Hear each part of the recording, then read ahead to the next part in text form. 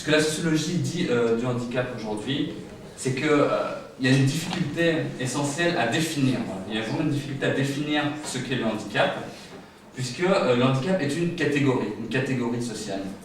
Et en tant que tel, c'est extrêmement hétérogène, ça regroupe beaucoup de choses à l'intérieur. Alors c'est parlant, quand on parle handicap, on sait ce que c'est, mais en même temps, personne n'est capable de le définir précisément. Donc c'est flou et très imprécis. Et bon, en tout cas, on sait que ça sous-tend la désignation d'un public. Ça paraît évident, mais ce qu'il y a, c'est que quand on essaie vraiment d'objectiver ce qu'est le handicap, là on voit que c'est très imprécis. Du coup, si on ne peut pas objectiver, on s'en réfère à ce qui est subjectif, donc la manière dont les gens perçoivent, ressentent ce qu'est le handicap. Donc il y a eu des enquêtes qui ont été menées là-dessus, et notamment une enquête qu'on appelle HID, pour cerner vraiment la subjectivité des Français, comment ils ressentent, comment eux ils définissent ce qu'est le handicap, et est-ce qu'eux ils se définissent comme handicapés. Et donc quand on prend comme ça des données subjectives pour essayer de définir ce qu'est le handicap, on voit qu'il y a des variations de 2 à 20% en fonction des critères qu'on retient sur ce qu'est le handicap. Par exemple, est-ce qu'avoir mal au dos, c'est être handicapé? Ça dépend quel métier on fait. Si on est ouvrier, qu'on a mal au dos, qu'on est toujours coincé, qu'on a le nerf sciatique coincé, on est handicapé par rapport à quelque chose. Mais est-ce que ça c'est pris en compte comme un handicap? Pas tout le temps, ça dépend, il y a des cas. Donc il y a une extrême difficulté à définir, à trouver les limites de ce qu'est le handicap.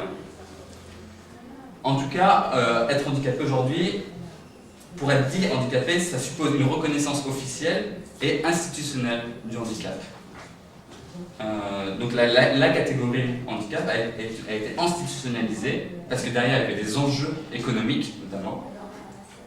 Ça coûte cher, il faut prendre en charge un nombre de gens, et donc il fallait pouvoir cerner à qui on allait donner tout cet argent et qui on allait rétribuer les fonds publics. Donc il y a eu une nécessité de catégoriser qui sont les handicapés, qui ne sont pas les handicapés et qui se trouvent à la limite.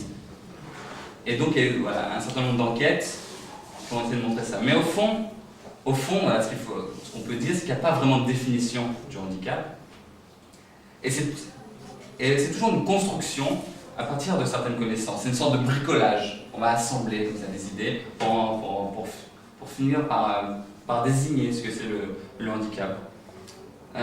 D'ailleurs, on voit que c'est un bricolage parce que rien qu'en France, en fonction des régions, on ne définit pas le handicap de la même manière. Par exemple, dans le Nord, un handicapé qui est un ouvrier, qui a mal au dos et qui ne peut plus aller travailler, ne veut pas se considérer comme handicapé. Il ne fera pas la démarche à la préfectorale pour se dire je suis handicapé. Dans la région Isère, il y a énormément d'ouvriers, dans les milieux ouvriers, de gens qui se sont fait reconnaître institutionnellement comme handicapés parce qu'ils ne pouvaient plus travailler à cause de leur mal au dos accumulé dans leur année de travail.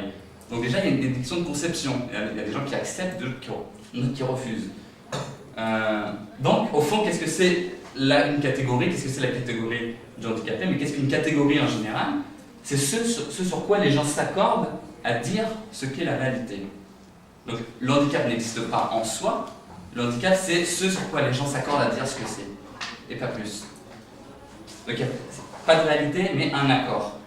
Mais il y a quand même une stabilité dans la définition, ça veut pas dire qu'on peut, comme ça, du jour au lendemain, changer cette catégorie, parce qu'il y a toujours des dispositions de sens qui sont interprétées en situation.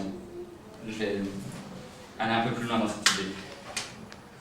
Ensuite, ce qu'il faut retenir, c'est que quand on catégorise les gens comme handicapés, ou d'autres types de catégories, le délinquant, il y a des tas de catégories comme ça créées par notre société, ça suppose toujours un jugement d'appartenance.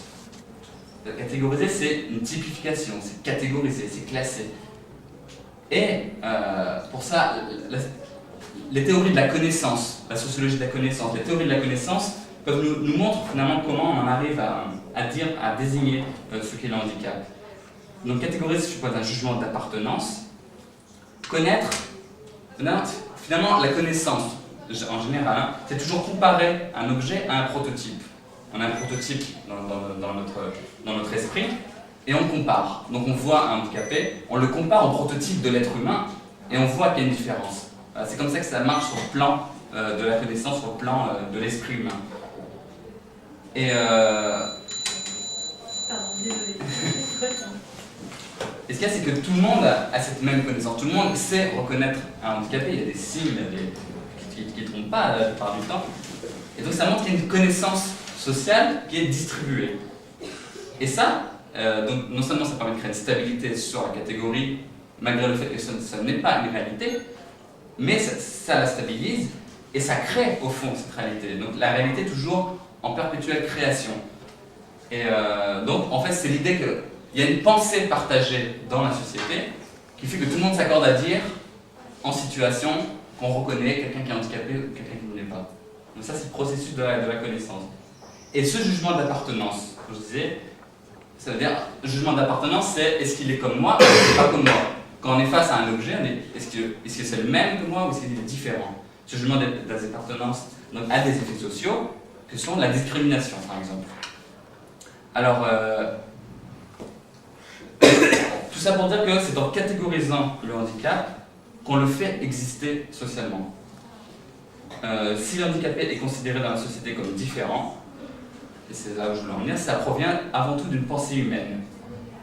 Et ce fond commun de la pensée humaine, quand les gens essaient d'imaginer ce qu'est le handicap, le fond commun, le schème primitif qui réunit tout le monde autour du handicap, c'est l'idée de souffrance.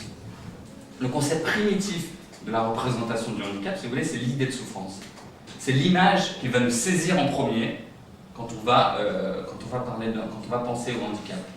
Par exemple, il y a un sociologue qui s'appelle Pierre Lequéot qui a mené une enquête et il demandait finalement aux gens à quoi vous assimilez le handicap.